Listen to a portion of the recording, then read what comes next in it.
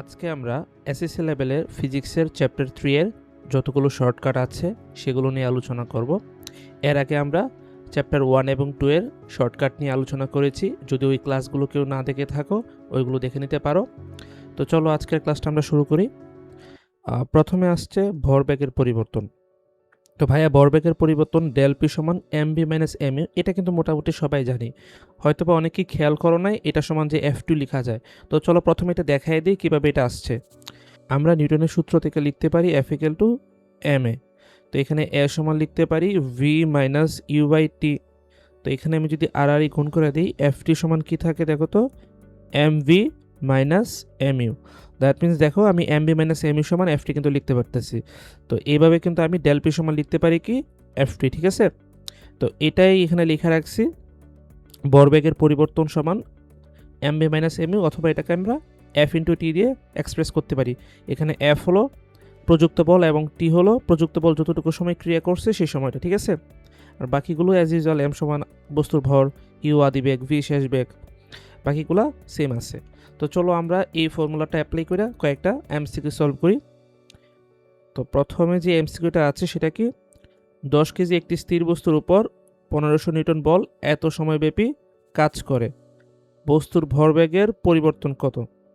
ওকে, এটা আসলে খুবই ইজি, আমরা যা মাত্র কিন্তু শিখছি। ভরবেগের পরিবর্তন ডেল পি সমান আমরা কি লিখতে পারি এফ টি। তো এখানে ফোর্স দেওয়া আছে কতটুকু, 1500 নিউটন, এবং এটা কতক্ষণ সময় ধরে কাজ করছে, 0.15 সেকেন্ড এত সময়ব্যাপী কাজ করছে। সুতরাং এই দুইটা গুণ করলে কত আসে, এটা গুণ করলে আসে 225 কেজি মিটার পার সেকেন্ড, ঠিক আছে। এটা হবে এটার অ্যান্সার। তারপরে কোয়েশ্চেনটা দেখি আমরা, পরের কোয়েশ্চেনটা কি বলছে, 2 মিটার পার সেকেন্ড বেগে গতিশীল 10 কেজি ভরের কোনো বস্তুর উপর বল প্রয়োগ করলে এর ত্বরণ 2 মিটার পার সেকেন্ড স্কোয়ার হলো, 2 সেকেন্ড পর এর ভরবেগের পরিবর্তন কত হবে? তো আমরা স্টার্ট করি, ভরবেগের পরিবর্তন ডেল পি সমান কি লিখতে পারি এফ টি। তো এখানে দেখো ফোর্সের মানটা কিন্তু ডিরেক্টলি দেওয়া নাই, এর পরিবর্তে দেওয়া আছে কি ত্বরণের মান দেওয়া আছে। তো এই জন্য আমরা একটা কাজ করি, আমরা ফোর্স এফ ইকুয়াল টু কি লিখতে পারি, F equal to M A লিখতে পারি, আর টি টি এর মতো রেখে দিলাম। এখন দেখো আমরা চাইলে কিন্তু মান বসাইতে পারি।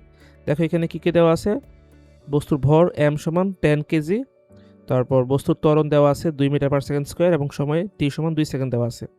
তো আমাদের কিন্তু আমাদের যে কাঙ্ক্ষিত ভ্যালুগুলো সবগুলো দেওয়া আছে।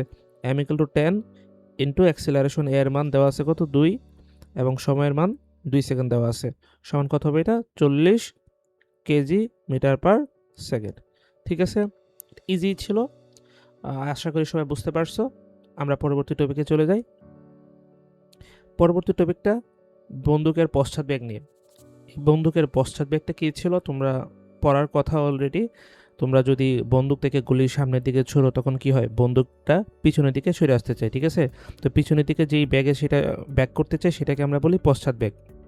তো এটার সাথে একটু পরিচয় করা দিতে একটা কথা বলি, তোমরা অনেকে হয়তো বা ফ্রি ফায়ার বা পাবজি খেলছো, তো ওইখানে কিন্তু রিকয়েল নামে একটা কথা শুনছো যে এই গানটার রিকয়েল, তো ওই রিকয়েলের সাথে কিন্তু এই পশ্চাৎবেগটা রিলেটেড, মানে রিকয়েল যেটা তোমরা বলো সেটা কিন্তু পশ্চাৎবেগ। তো এই পশ্চাৎবেগের মান বাইর করার জন্য কিন্তু আমরা ভরবেগের সংরক্ষণশীলতার নীতিটা ইউজ করতে পারি।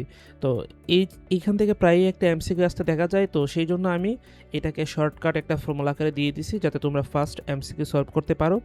তো আমরা ফর্মুলাটা দেখাই দিই, ফর্মুলাটায় কি মিন করছি কি দ্বারা।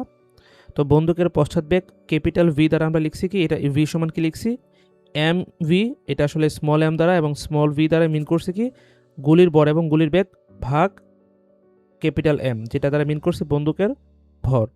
এবং আগে একটা দেখো নেগেটিভ চিহ্ন আছে, ঠিক আছে। এই নেগেটিভ চিহ্নটা কিন্তু ডিরেকশন মিন করবে, যেহেতু এই ভেলোসিটিটা বা বন্দুকের যে পশ্চাৎবেগের ডিরেকশন সেটা যেহেতু পিছনের দিকে হয়, ব্যাকওয়ার্ড হয়, তো এই জন্য আসলে কি নেগেটিভ চিহ্নটা বোঝানো হয়। তো এখানে একটা জিনিস বলে রাখি, এমসিকিউতে জিনিসটা খুবই ট্রিকি হয়। যদি তোমাকে বলে বন্দুকের বেগ কত তখন কিন্তু নেগেটিভ সাইন সহকারে আসবে, বাট তোমাকে যদি বলে পশ্চাৎবেগ কত তখন কিন্তু জাস্ট পজিটিভ মানটা নিব, এইখান থেকে যে ভ্যালুটা আসবে সেটার পজিটিভ মান নিব, কারণ পশ্চাৎবেগ কথাটা যখন বলবে এটা তারা অলরেডি ডিরেকশনটা বুঝাই দিছে যে এটা পিছনের দিকে। তো তখন আবার তোমার নেগেটিভ চিহ্ন দিলে সেটা কি হয়ে যাবে, ডিরেকশন কিন্তু উল্টায় যাবে। তোমাকে যদি পশ্চাৎবেগ বলে তখন পজিটিভ মান নিবা, কারণ অলরেডি ডিরেকশন বলে দিছে। আর যদি বলে ব্যাক কত তখন কিন্তু ডিরেকশনটা বলে নাই, তখন নেগেটিভ সাইন সহকারে লিখতে হবে। তো এই জিনিসটা কিন্তু এমসিকিউতে অনেক ট্রিকি করে, ঠিক আছে। তো চলো আমরা দুই একটা অ্যাপ্লিকেশন দেখি, এক দুইটা এমসিকিউ সলভ করলে জিনিসটা ক্লিয়ার হয়ে যাবে। তো প্রথম কোয়েশ্চেনটা কী করছে দেখো তো ভাইয়া। তো বলছে কি 1 কেজি ভরের একটি বন্দুক থেকে 5 গ্রাম ভরের একটি গুলি ছোড়া হলো। বন্দুকটি 2 মিটার পার সেকেন্ড পশ্চাৎবেগ প্রাপ্ত হলো, গুলির শেষ বেগ কত? তো আমরা ফর্মুলাটা লিখি, কি চাইছে এখানে। ফর্মুলা ছিল ক্যাপিটাল ভি সমান small M into small V by capital M. তো এখানে ভ্যালুগুলো লিখি। ক্যাপিটাল এম এর মান দেওয়া আছে কত 1 কেজি, তারপর স্মল এম এর মান দেওয়া আছে কত 5 গ্রাম, দ্যাট মিন্স 5 গুণ 10⁻³ কেজি। তারপর কি দেওয়া আছে, বন্দুকটির পশ্চাৎবেগ দেওয়া আছে, দ্যাট মিন্স ক্যাপিটাল ভি সমান দেওয়া আছে -2 মিটার পার সেকেন্ড, ঠিক আছে, যেহেতু এটা পশ্চাৎবেগ। তো এখানেও নেগেটিভ চিহ্ন আসবে। তো ফর্মুলা আমরা এখানে বার করতে হবে কি, গুলির শেষ বেগ স্মল বি সমান হোয়াট। তো এখান থেকে স্মল বি এর মান কি লিখতে পারি, স্মল বি সমান minus capital M into capital V by small M. আমরা কিন্তু এই লাইন থেকেই এটা লিখতে পারি, ঠিক আছে। তো এই যে দেখো ক্যাপিটাল এমটা এই পাশে চলে গেলে গুণ থাকবে এবং স্মল বিটা এই পাশে চলে গেলে ভাগ অবস্থায় থাকবে, সরি স্মল এমটা এই পাশে চলে গেলে ভাগ অবস্থায় থাকবে, ঠিক আছে, যেহেতু আমি স্মল ভি এর মানটা বার করতেছি যেটা গুলির শেষ বেগ। তো এখানে যদি এখন আমি ভ্যালুগুলো বসাই দিই তাহলে কি হবে দেখো তো, মাইনাস ক্যাপিটাল এম এর মান 1, ক্যাপিটাল ভি এর মান কত -2 ভাগ স্মল ভি এম এর মান কত 5 গুণ 10⁻³ তো এটা ক্যালকুলেট করলে কত আসে, ক্যালকুলেট করলে আসে 400 মিটার পার সেকেন্ড। এটা হবে আমাদের গুলির শেষ বেগ, ঠিক আছে, এটা অ্যান্সার হবে। তো পরবর্তী ম্যাথটা দেখি, দ্বিতীয় ম্যাথটা কি চাইছে। এই কোয়েশ্চনটা বলছে একটি বন্দুক থেকে 400 মিটার পার সেকেন্ড বেগে 10 গ্রাম ভরের একটি গুলি ছোড়া হলো। বন্দুকের ভর 1.5 কেজি হলে পশ্চাৎবেগ কত? তো এটা আরও ইজি, কিন্তু আমরা ফর্মুলা ইউজ করে ফেলতে পারি। আমরা ভি সমান কি লিখতে পারি, পশ্চাৎবেগ ভি সমান minus M V by M. তো এখানে ভ্যালুগুলো বসাই দিই। মাইনাস এম এর মান কত, এই স্মল এম এর মান কিন্তু দেওয়া আছে 10 গ্রাম, দ্যাট মিন্স 10 গুণ 10⁻³ কেজি। আর কি কি দেওয়া আছে, স্মল ভি এর মান দেওয়া আছে 400 মিটার পার সেকেন্ড। বন্দুকের ভর এম সমান দেওয়া আছে কত 1.5 কেজি। তো এই ভ্যালুগুলো এখানে বসাই দিই, নিচে থাকবে 1.5, উপরে থাকবে 10 গুণ 10⁻³ ইন্টু ভি এর মান দেওয়া আসে 400। তো এটা ক্যালকুলেট করলে কত আসে, ক্যালকুলেট করলে এটা আসে -2.67 এত মিটার পার সেকেন্ড আসতেছে কিন্তু, ঠিক আছে। তো এখন একটা জিনিস খেয়াল করার জিনিস, সেটা হলো কি এখানে কিন্তু অ্যান্সারে চাইছে কি পশ্চাৎবেগ কত। তো আমার অ্যান্সারটা আসছে কি -2.67, এটা কিন্তু বন্দুকের ব্যাগ বললেই অ্যান্সারটা আসবে। বাট যেহেতু এখানে পশ্চাৎবেগ বলছে, তো পশ্চাৎবেগ বলাতে ডিরেকশনটা কিন্তু ফিক্স হয়ে গেছে। এখানে মাইনাস সাইনটা দ্বারা আসলে কি মিন করতো, ডিরেকশনে কিন্তু মিন করতো, ঠিক আছে। তো পশ্চাৎবেগ বলাতে এখন আমরা আর নেগেটিভ সাইনটা নিব না, আমরা জাস্ট পজিটিভ মানটা বলবো।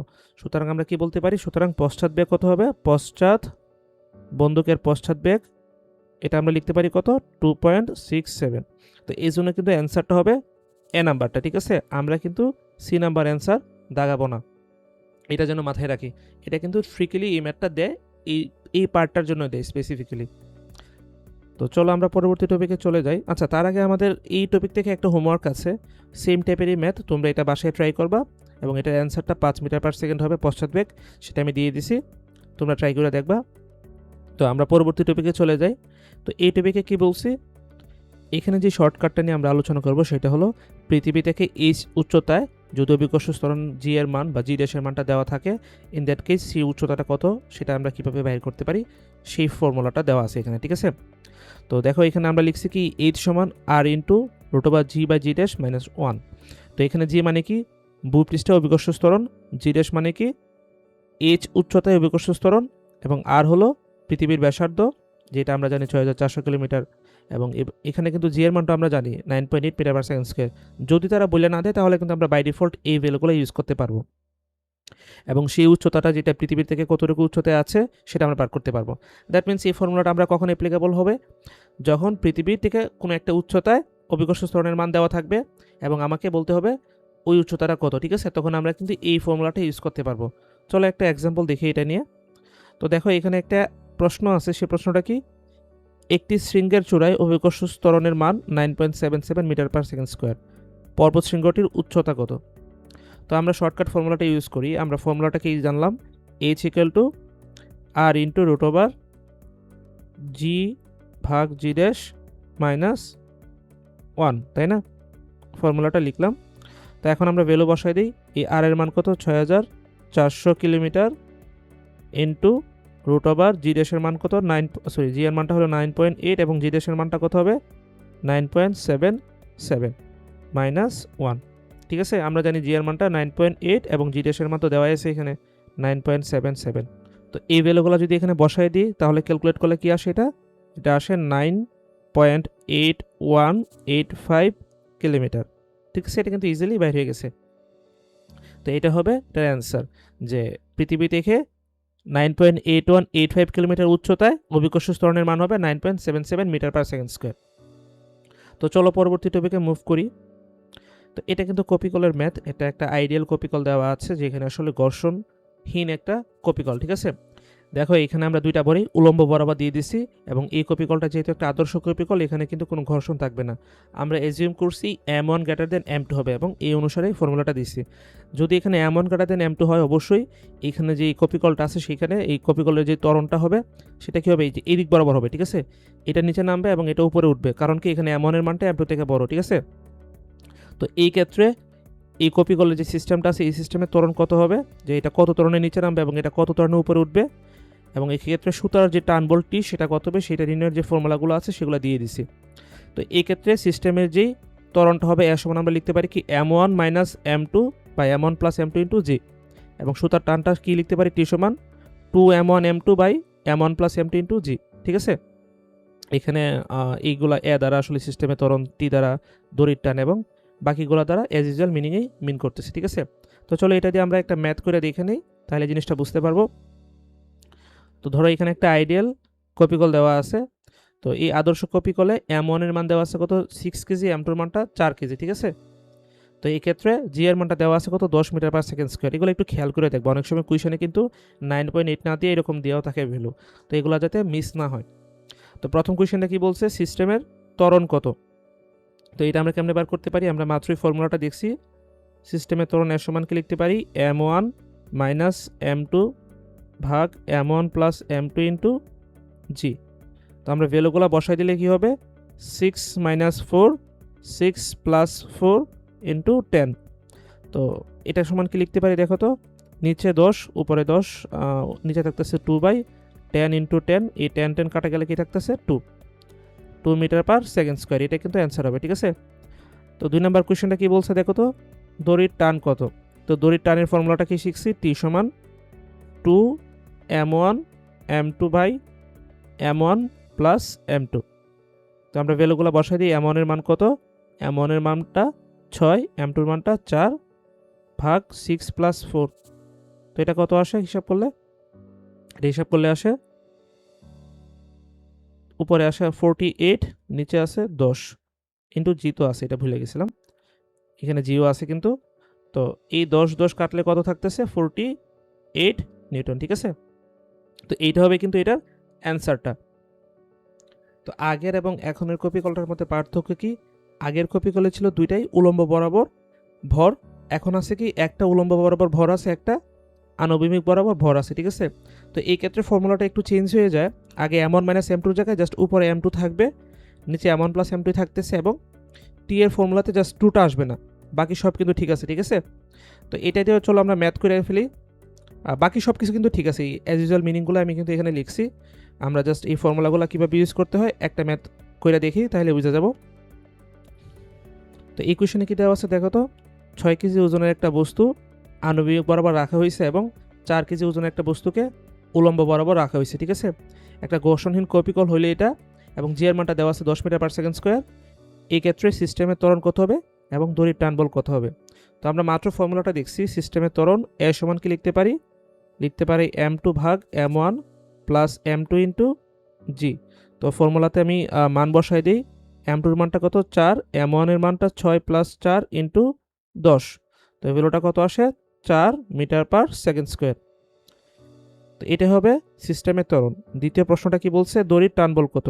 তো দড়ির টান বলটা টি সমান আমরা কি জানি? M1 M2 by M1 plus M2 into জি। ঠিক আছে, এখানে ভ্যালুগুলো বসাই দিই, তাহলে কি হবে?